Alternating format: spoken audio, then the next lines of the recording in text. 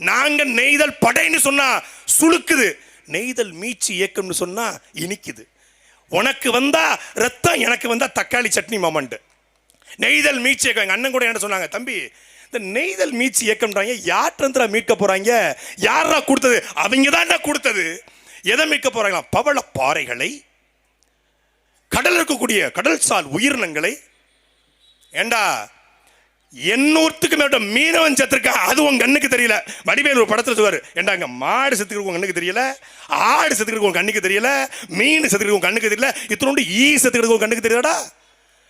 இன்னைக்கு தமிழ்நாட்டுடைய முதலமைச்சர் ஐயா ஸ்டாலின் அவர்கள் தொகுதி மறுசீரமைப்பை கண்டித்து ஃபேர் டீ லிமிட்டேஷன் என்று அனைத்து கட்சிகள், அதாவது இந்தியா முழுக்கூடிய 7 மாநில தலைவர்களை அழைத்து கூட்டம் போடுறாங்க.